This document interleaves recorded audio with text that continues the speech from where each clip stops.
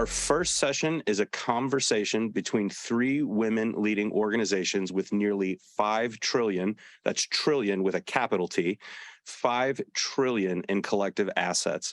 I cannot think of three folks that are more interesting and better equipped to lead this conversation about women leading the wealth management industry. I'm excited to hear their personal stories and where they think the industry is going. Now, facilitating that conversation is Olin's own Peter Baumgarten. Peter is the Koch Family Professor of Practice and Family Enterprise, the director of the Koch Family Center for Family Enterprise, an academic director of the Center for Experiential Learning. And Peter joined Olin in 2018. He earned his PhD from Washington University and a BA from Calvin College. But my favorite hat that Peter wears is one that Rich Rifle actually bestowed on him last year, calling him the Tom Brokaw of WashU. He gets to do so many fun interviews like he's doing today, and he does a fantastic job of it. So Peter, great to have you back with us here today, and looking forward to the next hour or so. Ed, it is all about setting expectations low and allowing me to exceed them. And I think you did the exact opposite there. So really appreciate that. The way that I like to think about my role at WashU is anytime you see a lot of titles after someone, it's probably a sign of insecurity. So just take that as a sign of where we're going to go here today. We have a great group here to be able to hop into conversation with, and I'll be brief, but I do want to provide a little context on our three guests here. So first off, we have Penny Pennington. Penny Pennington is the managing partner of Edward Jones. Many of you know this already. She's responsible for the firm's strategic direction, leading the firm's enterprise leadership team and working with more than 50,000 associates across North America to make a difference in the lives of their clients. She's also an active member of the St. Louis community, including a member of, I have to highlight your best one, the Washington University in St. Louis Board of Trustees. So there were many that I could highlight, but I at least have to wear my WashU hat here today. Penny, great to have you here. Thanks for having me. Great. We also have Mary Erdos. So she's the Chief Executive Officer of JP Morgan Chase's Asset and Wealth Management lines of business, one of the world's largest and most respected investment managers and private banks in the world, including $4 trillion in client assets. She joined the firm 25 years ago and has held many senior roles. And she's also active on the board and nonprofit side, including the board of Robin Hood Foundation in New York and a board member of one of our rivals, Georgetown University, where you had your mathematics undergraduate degree, and also the Global Advisory Council of Harvard University, where you had your MBA. So Mary, we're going to have to give you a little bit of grace on this, but great to have you here on this. Honored to be with you. Honored to be with you. Great. And finally, last but not least, Carol Jeremiah, who's the president of MFS's Investment Management and head of global distribution. She leads the firm's worldwide client-facing teams, as well as product and marketing strategy. She's a member of the firm's management committee. She helps drive their long-term strategy, amongst other things. And she's a member of, including many other things, Citi Year 7 Generations Board, a member of the MFS Charitable Oversight Committee, an advisory council member for Bridge Over Troubled Waters Incorporated. I just finished Malcolm Gladwell's great book with Paul Simon, so I'm thinking of Bridge Over Troubled Waters right here as I have you here, Carol. Delighted to be here. Thank you. All right, so I'm not going to talk much more than that. I just get to ask some great questions of a fantastic panel. So why don't we hop right into it? And in particular, before we go into the meat of the issue, I'd love to hear a bit about each of your narratives and your backgrounds. Because I think this is going to help set the context for how we think about the broader issue. So in particular, I'm curious a bit about what drew you to finance and perhaps what explains the kind of trajectory you've had from a professional standpoint within the field. So we'll do this rapid fire across the three of you, but Mary, why don't we start with you first? What is your origin story when it comes to your pathway in finance? I think I accidentally fell into it. At a super young age, my grandmother used to ask me to balance her checkbook, which I hope was just a joke because I'm not sure I was capable of doing it. But it was a lot of fun because I thought I was a banker at age 7 or something. I quickly moved on to being a travel agent in her house. And I used to make fake tickets and I used to tell her how much it cost and then how much I would get charged for doing it for her on addition to the ticket cost. So I think it just starts with a lot of fun in your life somewhere along the way. I worked my way up through the proverbial mailroom, which in the asset management industry was the printing room, where we used to print these reams of paper for portfolios. And I know my colleagues know that well, and we would rip them off, and I would go deliver them to the portfolio managers across the firm that I was working at for the summers. And then I found myself in the financial services world. And I was talking to Rich before we got started here this morning, and he said, you know, he started his whole career in munis. I said, so did I. I got the worst job you could ever get out of school, which was on the municipal desk. Okay, so that's like the old equities in Dallas role that they used to make fun of in the books. And but worse than that, I was on the research side of munis. I wasn't even a trader or portfolio manager. Anyway, long story short, I showed I could be a subject matter expert in it. And I think that's sort of the key to any of this stuff. You show you're a subject matter expert in one thing, and someone will pull you through and ask you to do lots of other things. So I couldn't get out of it, so I got really into it, and that's the basis of my story. All right, so Mary, I'm glad to hear that you didn't go in the direction of travel agency. I think you chose the right path out of those two early formative experiences. Just one quick question here. So one of the things that we'll dig into is different points where women do hop on or hop off of the world of finance pathway.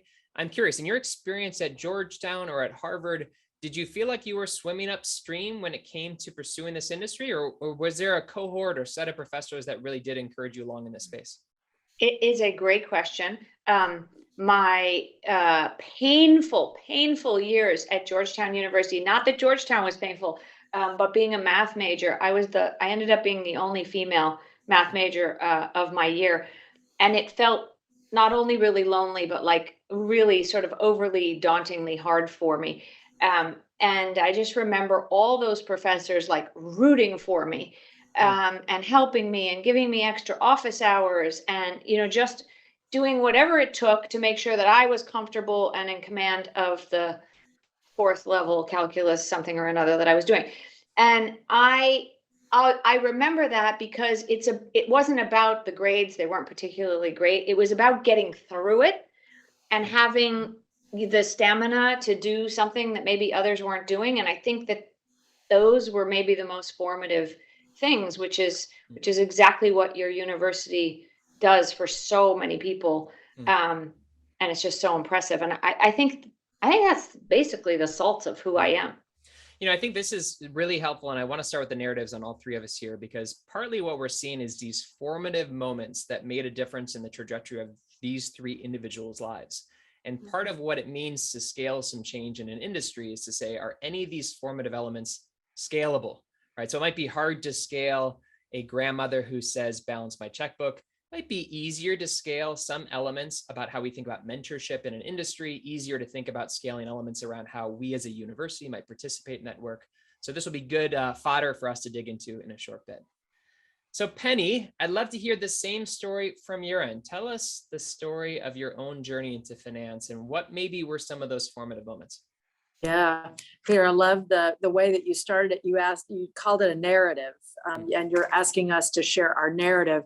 The narrative is something that other people say about us, but a narrative is also how you talk about yourself, and how I think in this case about my trajectory and what it tells me about what my skills and gifts and ambitions and hopes are.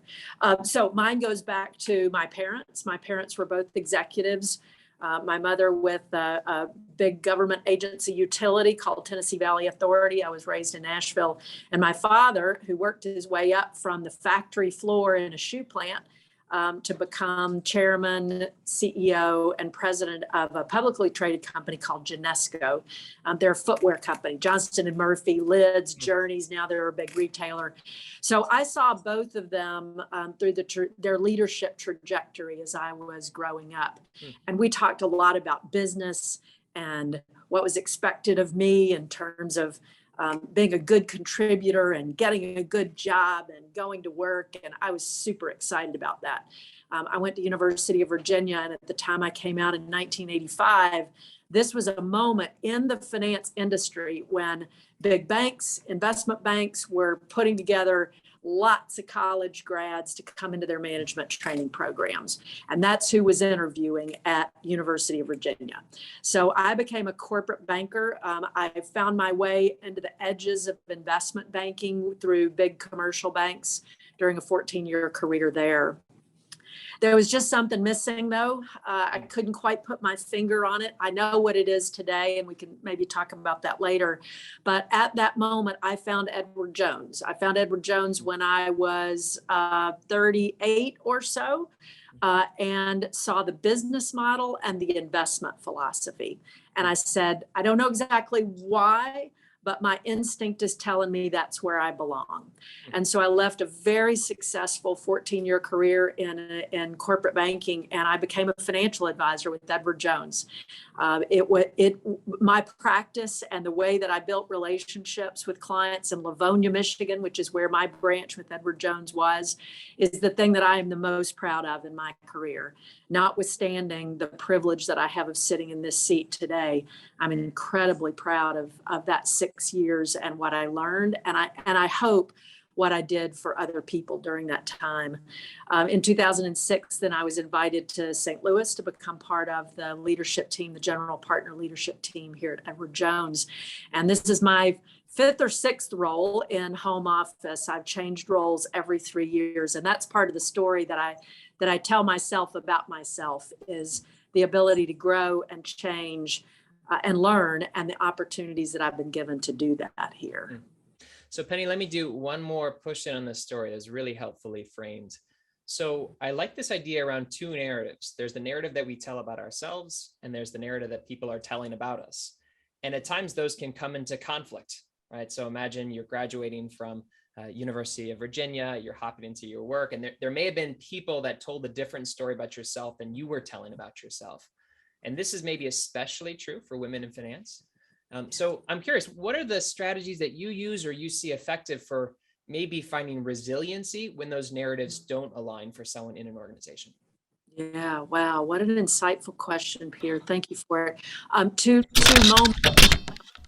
The moment that I chose to become a financial advisor at Edward Jones, there were people in my life then who are no longer in my life who said, you aren't qualified for this. What the heck are you thinking? And I had to shift the story in my mind about why I was qualified and why it was the right place to be in my life. And then another moment that's a little more recent, when the big story became the first woman to lead a major brokerage company as its CEO about 4 years ago. Thank you, Mary.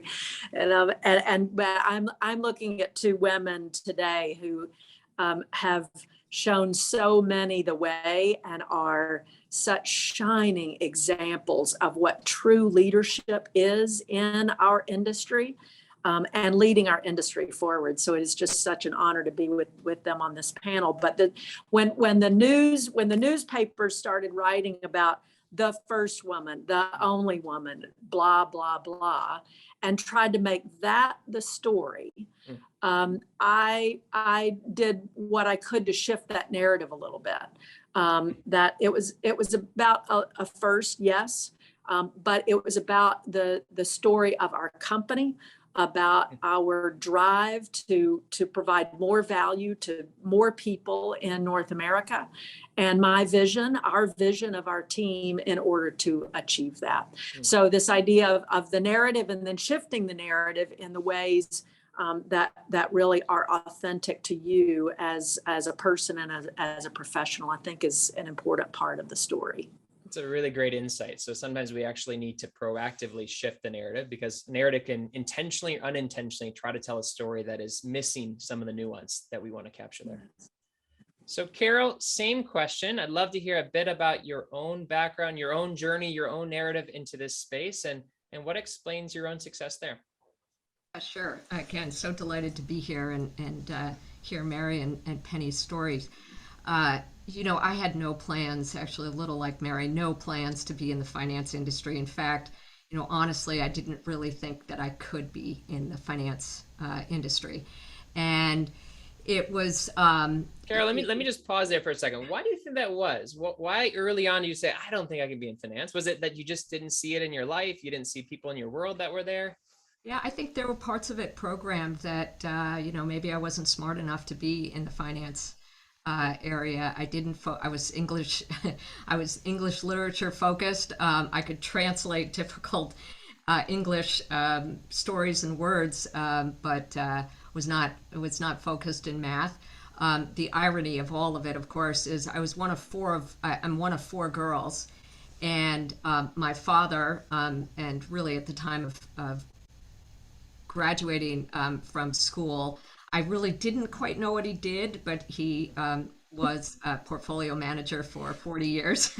And so when I got my first job at MFS, I didn't tell my parents what jobs I was looking for. My mother dropped me off in Boston and basically said, find a job. And so certainly I went to the Boston Globe and I looked at all the jobs available that were in the fashion industry. I had gone to a business school in New York City focused on fashion, and I thought, I'll get a job there. And I had this wonderful woman who said to me, and it was a placement agency, a recruiting company, and she saw my resume and she said, this thing screams retail. I have a whole nother idea about you. And she had me interview at two financial services companies in Boston, and one of them was MFS Investment Management. And I started entry level there. Mary talks about running to the mailroom. I, ran to the mailroom faster than anybody to make sure all the prospectuses were lined up well in the lobby. And I found a company that ultimately gave me a shot over and over again, and really found a culture that I felt like I was myself. I felt like I belonged. I didn't feel gender issues, even way back in 1984. And just so fortunate.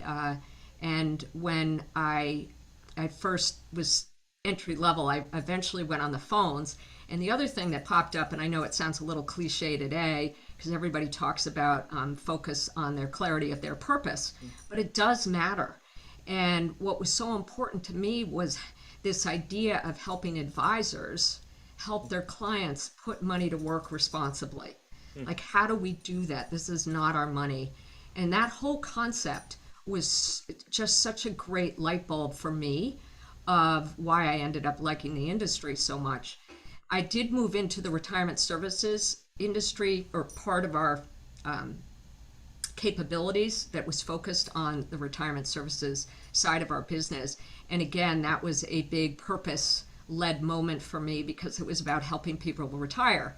And again, the light went on at a very young age that, wow, being focused on the fastest growing dollar in the United States, which was the 401k, was something I embraced and spent years not only working with companies, but also educating literally thousands of people around the country of how their 401k worked.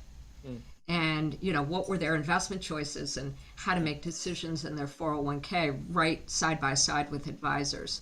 I think the last point I would make is the other test that MFS gave me along the way was to go into the non-US markets and go global. And at the time I was retail US focused completely. And so the idea of going into the non-US markets and the institutional side of the business was absolutely terrifying. But again, they gave me a shot, and I realized that I couldn't learn fast enough by myself. And the big aha moment was to surround yourself with a lot of other smart people. So anyway, it's been a great journey. Yeah, I love it, Carol. So a couple points here that just stood out to me. First off, I actually think there should be more overlap on people that study the humanities that go into finance. I think sometimes those areas are split apart in ways that are really problematic. And having read a little bit of your work in the Financial Times, I can see that you came from a bit of a literature background. So well written in that regard. But the second piece actually that I want to dig into is a comment you made in the middle there, where you said that MFS gave you chances over and over and over again, which means that it's not merely about recruitment, not merely getting people in the door, but about long-term engagement with talent in ways that keeps people inside the firm. Are there lessons from your experience there that might be, again, scalable or worth digging into as we look across the rest of this time together? Yeah, Peter, that's great observation, and Penny knows this about my conversations many times with her, is just how important it is to have a long view. And I think of that not just from an investment perspective, but from your career perspective. And it's interesting because, you know, we think of loyalty today, maybe thinking about it as being complacent. And the irony of it is that actually loyalty many times is defined as valuing a long-term perspective. And when I think of the connection that I had with MFS sort of early on, was that this was going to be a marathon, not a sprint. And it and in a culture that allowed you to make mistakes. And I tell people a lot today, I got a lot of F's in the beginning. And I was just so grateful to be able to go back and try it again and keep trying, which allowed me to develop, and this is the key point, develop risk taking. Because I do think that there's sometimes a perception that women aren't good at taking risks. And really, when you're in a culture that allows you to do that, you start to increase your risk appetite in ways that you never would have dreamed. It's a great insight. In fact, I was just together with a couple colleagues last night, and we were talking about kids these days, college kids these days, which I never thought I'd be talking about. But we were discussing the same point. If you're a person who gets into the kind of places, both firm-wise as well as university-wise, that you all are coming from, you did so by virtue of learning how to perform well. But the irony of that is sometimes it means you don't learn how to take risks. I need to get a such and such GPA in order to get the job at JP Morgan. And so therefore, I'm only going to take classes that are right in my wheelhouse. And I think that can, again, be really problematic from a formative standpoint if we need people that are somewhat comfortable with stepping out a little bit further and taking some of those elements of risk.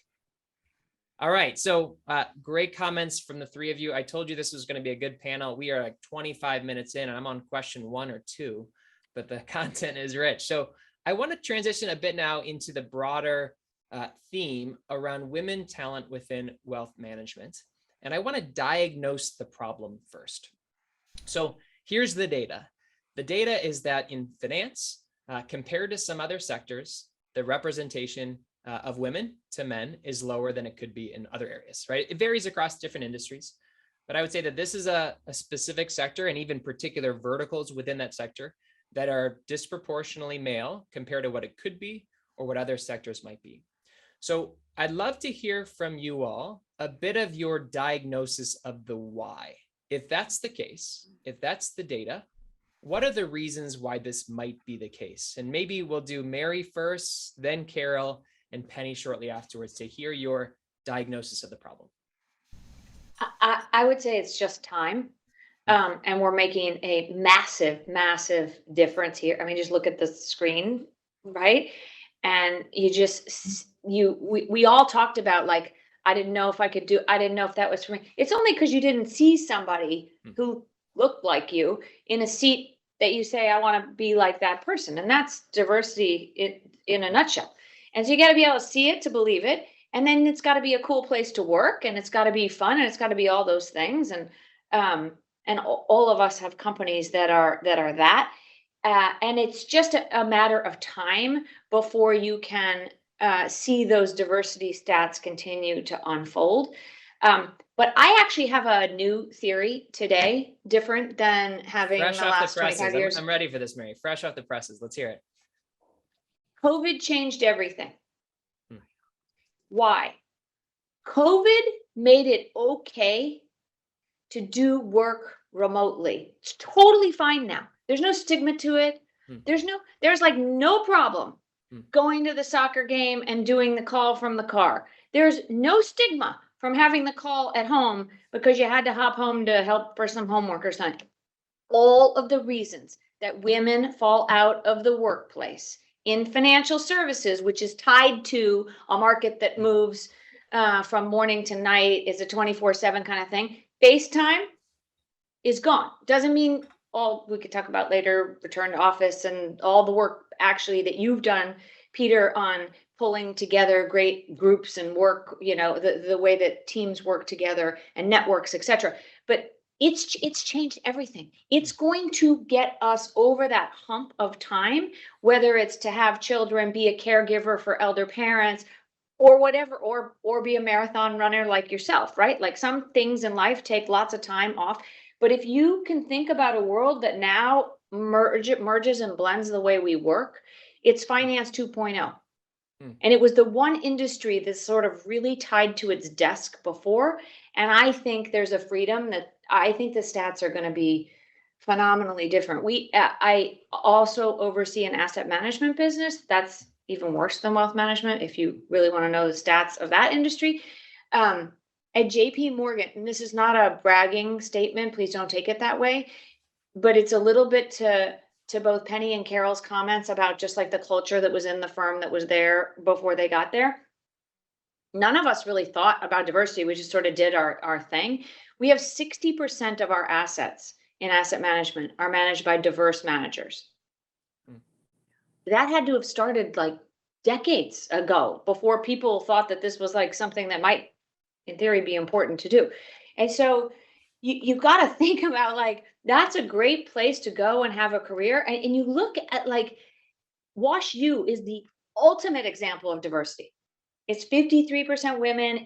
I think it's 50% non-white. It's like a quarter international. I mean, it is like the epitome of the school that you want to send your child to, right? So we need to be the firms that you want to send your next gen to. And I think we're all doing that. And I just think COVID's going to make a huge difference. And we hope to keep the good parts about it and get rid of the bad parts. I want to highlight that for any parents on the call. Wash U is a place that you want to send your kids. And this is coming from Mary from JP Morgan. So let's get that on a quote at some point. So Mary, I just want to do one quick pin on a question there, and then we're going to transition to the same framing for Carol and Penny. So I fully agree with you that COVID changed everything. And in fact, some of the research on this is pretty interesting. So what it indicates is that women compared to men on average tend to desire more working from home in their world. They desire to work from home slightly more than men in terms of days per week and the like. And at the same point, there seems to be more challenges of working from home for women compared to men. So for example, on average, greater work-life conflict, perhaps lack of access to the kinds of networks that you might need to do to get opportunities, maybe more difficulties in terms of finding the mentor or the guide or the sponsor. So that's the thing that I'm wrestling with a bit. I know that it's changed everything. I am glad for a lot of those changes. And yet at the same point, I have a slight fear that it might create different forms of bias or inequity by virtue of those stats. What's your take on that? It can't be exclusive. You can't do it. I'm just saying it can get you through the hump. Actually, Penny did a piece in the Wall Street Journal recently about a personal board of directors. It's like a really important thing. She should comment on that because she's much better at that than me. That you have to have a network. You have to have people see what you do. You have to, have people walk by, have informal conversations, eye contact. I can't really have eye contact with any one person on the screen, and shared experiences that are not about the task at hand, that are about other things, so that you trust each other, so that when you do get in a difficult situation or you need someone's help, you have all of that stuff. People can see you at work and in action. So it's really important that whatever those stats are that you said that I feel too, and we can sort of see here at JP Morgan, because we have 250,000 people across the world, and we look at lots of those different things. We have to encourage people to understand the network effect of working with others, of being in person, of ideation, of all those things that Zoom has its limitations to, but it has its positives. You can't have either or. You got to have both. Yeah, that's a great insight, right? Here we are having a conversation that would have been much more difficult to have as the four of us if we didn't have Zoom. We have 100 plus 200 or so folks that are on this call right now, 137, I guess, that are listening in here right now. They're able to engage from their office. There are a lot of benefits. And so leveraging the benefits while minimizing some of those costs, I think, is spot on. So Carol, let's go to you next. Again, the data suggests on average that finance is less gender balanced. And then if we look not only to finance, but across other sectors, it becomes even less gender balanced the more senior you go, right? So early level analyst might be more balanced. By the time you get to managing director, it tends to be more male, less female. What's your diagnosis, Carol? And maybe to this other point that Mary started to raise, what are some of the potential solutions to this problem? Yeah, it's so interesting because I've thought a lot about it in terms of not only the past but also now even, and I do think it's still, and yet to Mary's point, it's changing, and the good news is it's really really dramatically changing. I do think the industry has a perception issue, continues to have one, as and we've done some work on this in schools with surveys really asking women why they would not join the financial services industry. And you get really responses. In fact, we had a group of women interns that we had asked to go into a number of universities in Boston and ask. And, they came back and reported to our management committee what they had heard. And it was words like it's intimidating. It's a cutthroat industry. It doesn't welcome women. It had, things that I would have thought had melted away a bit, and that it's highly, highly competitive. So I do think it's changing, but those comments still real time, and we had done this in 2020, is a perception issue. And I think many of us are working really hard in the school systems to help people understand what an incredible place the financial services industry is, and that media perception or movie perception that you might have isn't really accurate. Sarah, let me just pause you there for 1 second. So do you think that those perceptions are coming from media? They're coming from movies? I mean, this is really interesting in the sense that our perception can guide our reality. If you're sitting there early on and saying, I don't have a place in finance, well, then you might stop at the fashion place that you went to the first time and pursue that path and not taking the path that you actually went down. What are the reasons for the stickiness of those perceptions, even while we're starting to see some change in the actual numbers? Yeah, I mean, I do think it could be media. I also think that the industry, it's a high stake, high risk industry from the perception of the world, right? It's not your money, and you're putting other people's money at risk, and allocating it for financial gain. And I think it does feel intimidating. So I think when you peel back the onion that from that perspective, I also think, again, from a trust factor, whether you look at the CFA or a lot of the Edelman barometer of trust of industries, coming off the financial crisis, we're still crawling back from the trust factor, which again, unfortunately, I think is a perception issue that needs to change. And especially with women, where I think for many of us, you're driven by passion and purpose, and you're inspired by doing good. And we need to keep helping people really understand what an incredible industry this is, and how much influence we all have to change the world, really. I would like to mention a comment that Mary had made, because I do think, COVID has changed so much. And the other thing, and I think about my own experience, is the trade-offs that you had to have made, and how much you felt pulled apart, and really especially having a family and making those tough decisions about the job versus the family, and figuring out that balance incredibly well. And I do think we're starting to solve some of those trade-offs, not having to be so intense and so black and white through the advancements that we're seeing coming out of COVID. So I agree. I think there's still a lot to learn in terms of what that's going to look like. But I do think it's embedded forever now, a new world of flexibility where the trade-offs are going to be more fair and just better. It's interesting to knit together the comments that I'm hearing from the two of you thus far. And in some ways, there has to be the sense of, this is a career for me that's shaped by observation, by seeing yourself represented. There's got to be a sense of that this is a place that I can have the kind of life that I want to live, whether that's the flexibility of certain working environments, whether it's tied towards pay, compensation, flexibility, et cetera.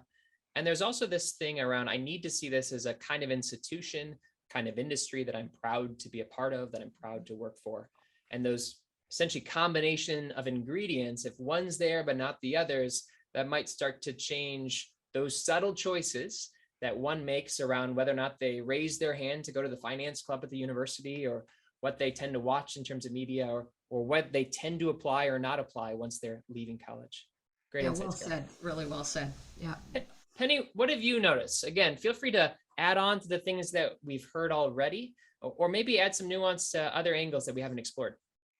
Well, I think you're going to hear a through line from all of us, but I will take it a slightly different angle just to add another dimension to what we're talking about vis-a-vis our industry. So I'll take it from the standpoint of a financial advisor. So someone who's in the advice business, in the world of finance, but the job to be done is to work with a family, often multiple generations of a family, to help them turn their life plan into a financial plan, and then help them track that plan against all the ups and downs and shifts and turns in their life, and do it with knowledge about investment tools, investment and non-investment tools, and with deep empathy about that family and what they're going through and the things that they're faced by, sometimes at the most fearful, anxiety-ridden times in their lives. That is what a financial advisor does. So I would just rhetorically ask the audience, did you know that? And so I remember sitting in a room years ago. I was a financial advisor, but it was years and years ago, early in my career. And somebody was trying to make a point around this. And they said, okay, everybody close your eyes. Close your eyes. So picture a financial advisor in your mind. What does he look like? And I remember my eyes flew open and I was like, why did you use that pronoun? Well, not everyone's eyes flew open. They were imagining what he looked like. Because during many, many years, most of this industry in terms of financial advisors were men. Now, one of the things that is a through line in what all that we're talking about is things change gradually, and then they change very suddenly. So think about the real estate industry. Think about realtors, residential realtors. Did you know that used to be mostly men? It's not mostly men anymore. How did that industry, and why did that industry change so much? Think about that industry. It's about contracts, negotiation. It's about human psychology, and it's about helping people through one of the biggest, most emotional milestones in their lives. And it offers a great deal of flexibility. It enables people to bring themselves fully, to have an intuition about other people.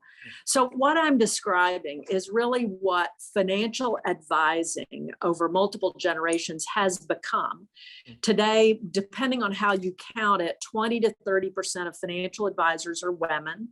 There are about 300,000 in the United States. The average age is about 57. They are generationally moving out of this business. There's $72 trillion of assets that is going to move from one generation to another over the next 10, 15, 20 years. It is a growth industry, a huge need and opportunity in our economy to help people make these kinds of decisions, to unleash possibility in their lives as clients. I'm talking about our clients here. The need is great. And so what we're finding actually is that the desire of women to be in this business, and importantly, for clients who want to work with women and maybe not the traditional financial advisor. And I'm not dissing at all our incredible male financial advisors. However, what we're seeing is we match clients who are coming in through online systems to prospective financial advisors. They're choosing a woman or a person of color at a greater rate than the percentage of women and people of color in our industry. that should tell us something. The consumer is asking for more choice about who they work with.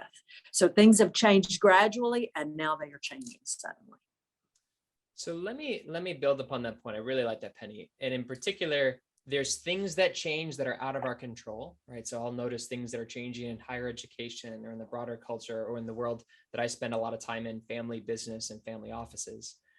And then there's things that we can do to drive that change. And I think of the three of you as leaders that are making strategic choices inside your organization about how you play a role in driving that change. So I'm curious, to build up on this point, what is the lever, the button, the strategy that you either have pulled or could pull moving forward to continue to accelerate that change? So again, you don't have to go in this direction, Mary, but I'm thinking of something like Girls Who Invest. I'm thinking of hiring practices. I'm thinking of leveraging flexibility in terms of work from home dynamics. What are some lessons in terms of the operational levers that you all are pulling right now that might be lessons for this broader group? And Penny, why don't we start with you, and then we'll go to Mary and then Carol shortly afterwards. Sure.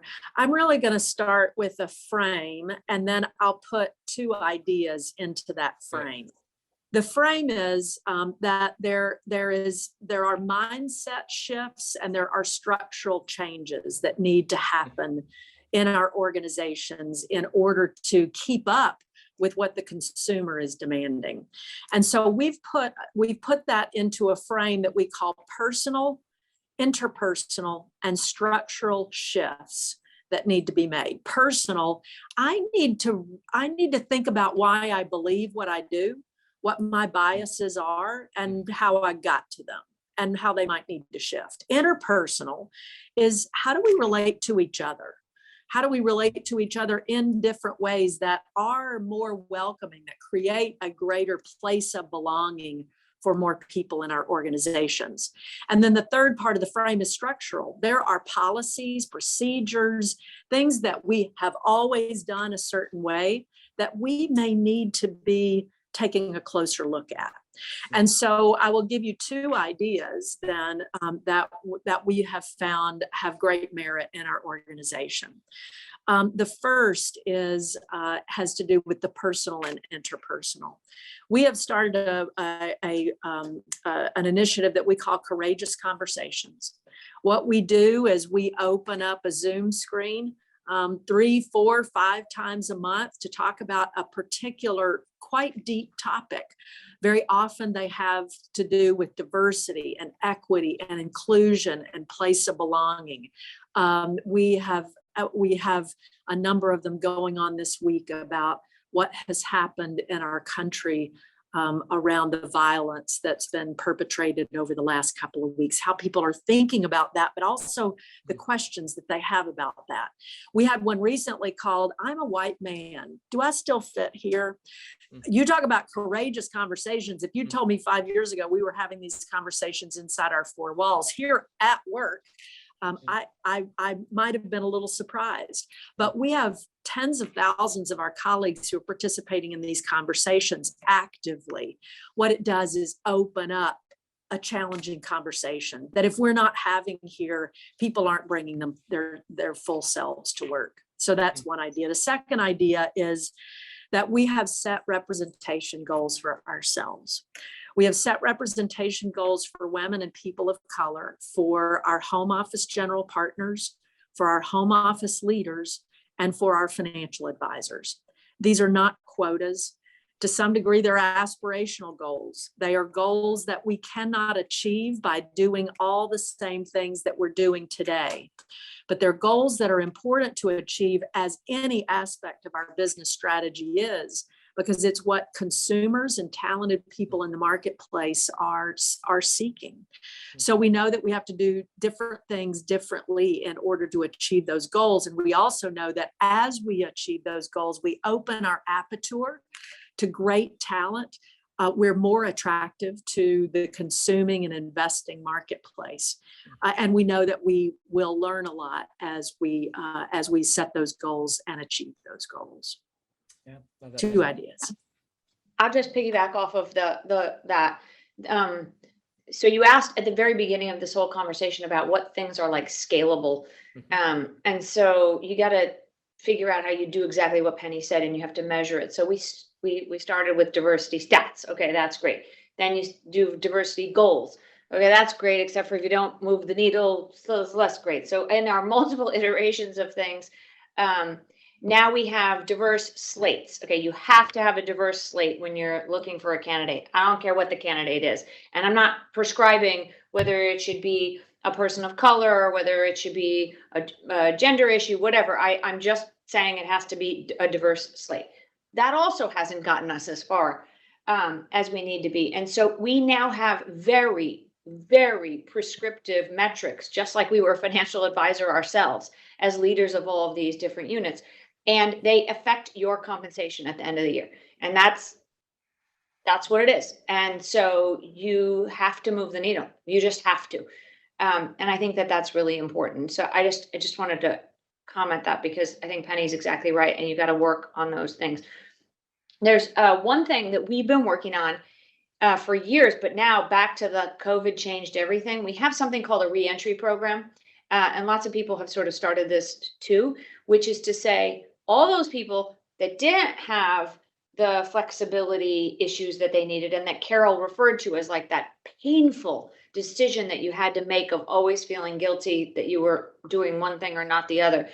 And if COVID really did change that, the reentry programs that we have should be even amped up more, which is, who are the people that hopped off the ramp because it was just not the right choice for them, but are totally capable and can get back on the ramp and now can do it maybe even in a more flexible way. So we have these programs where like the application rates to the acceptance rates are harder than WashU, and WashU is impossible to get into now. So But still it's just apply. like If you're really... a parent with a child, still apply. We will.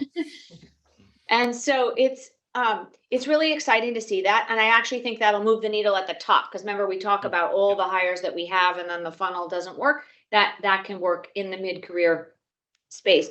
And then the last thing I would just comment on is we have something, this isn't about what JP Morgan has, just sharing ideas. Like we have something called Women on the Move. And we used to have JP Morgan Senior Women's Conference. Guess what that was? That was a bunch of senior women who would get together in New York City, and we would all talk about like what it took to get there, or what the problems are, or unconscious bias, or whatever's going on. And one day, Marianne Lake and I, one of my colleagues, superstar here, said, we looked at each other and we were like, we're not the problem. Like, by definition, we're in this room, we're not the problem. Like, we need to go to where the people aren't making it to. Yes. And so we disbanded that whole thing, which had gone on for years here at this company. And we took it on the road, and we went to visit the tellers in Arizona, and we went to visit the financial analysts in Tokyo. And I'll never forget, in Tokyo, we had this whole room of just women, and all of them sort of very senior, whatever. But as a man would go in to give the microphone or to set the room up, every bow was deep. It actually, and there's a difference between how you bow out of respect. It was a very deep bow. And then all the men left, and we had this call, and I said, I'm going to tell you right now, that will never happen again inside the walls of JP Morgan Chase as long as you're an employee here. I know I can't change the culture outside of the walls of JP Morgan, but when you're inside JP Morgan, you are an equal employee anywhere you are. Never bow to a colleague like that again. And you just realize that cultural things, they exist in very different places, but we've got to work hard to do, all of us, to do our part. And it's an exciting thing to think you can make some change like that. Yeah. Well, let me just put again a frame around that point, and this maybe links back to what Penny framed earlier. But to some degree, what you need to have is this mix of, I almost think of it as a kind of moral imagination, right? What's possible? How do we think about the future? How should we engage in different ways? So in other words, you need to have the moments where Penny opens her eyes and says, why did they say, what does he look like as a financial advisor, right? Something that says something needs to be different. And at the same point, there needs to be this rigor of assessing what actually works. So does a diverse slate of candidates work more than having quotas? Do quotas work better than having programs like X, Y, and Z? So that ability to combine this imagination, which again, Carol, back to our earlier point, sometimes is better trained in literature and the humanities and out of empathy. And then at the same point, being able to take the rigors of assessment and saying, let's put this idea to the test. We ran it out in January of 2021. Here we are 15 months later. Do we have any different outcomes when it comes to A, B, and C metrics? So really appreciate those points, both Penny and Mary. Carol, what about for you? What are the levers at MFS or in other places that you're seeing that might be the ways to increase the acceleration, the positive changes we're starting to see? Yeah, I just loved what both of them said, and sort of building upon it is we think about it in three components, and they're all together. They're all connected and aligned. And as an investment manager and allocating capital responsibly, doing a good job of defining what that actually means. And in a lot of ways, you look at the influence that we have. 80% of our assets, we're one of the top 20 largest owners of these companies. So it first starts in the investment area about how we're going to allocate that capital. And we believe absolutely that DEI is an imperative to business success in the future. And if you're not doing a good job there as a company, we actually are going to be fairly critical about that assessment and our analysis of the company. And it's not just a buy and sell decision. It's then actually when you become an owner of the company on behalf of other people's money, the way we engage. And so the amount of engagement we're doing with public companies around these issues is enormous. And part of that inflection point that you were saying in the moment that we've been involved with Share Action 100. It's a UK-based organization, and they're pressing on a lot of ESG issues. And one of the things they asked us to participate in is the WDI initiative, which is the Workforce Disclosure Initiative.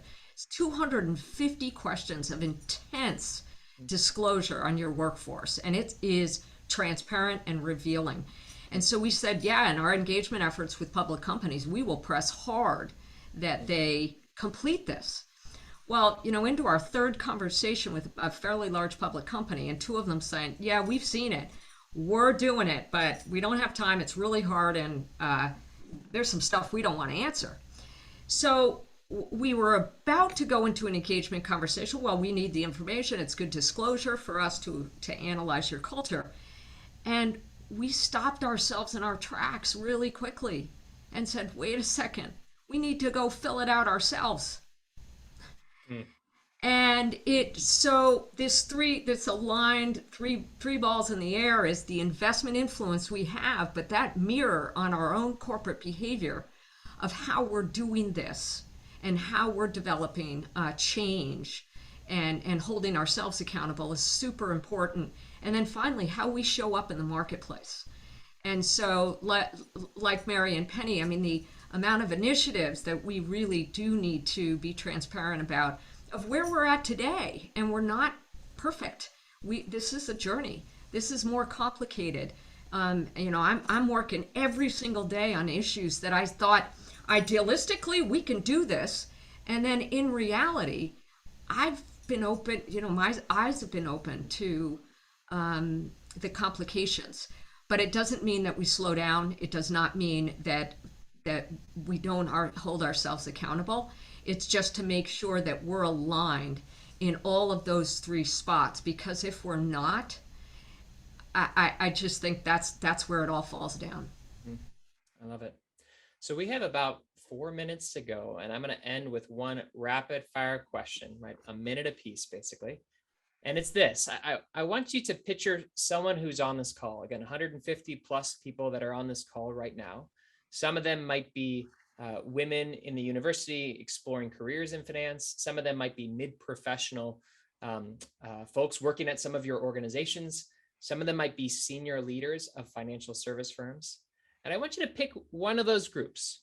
And I want you to end with a piece of advice or something to think about. So you might say to the student who is thinking about a career in finance, here's how you can unite your narratives, as we heard from Penny earlier. Or to the leader of the organization, I would encourage you to think about how you might measure your DE&I efforts in a different way. But let's end there just with a final piece of advice for someone who's on your mind right now.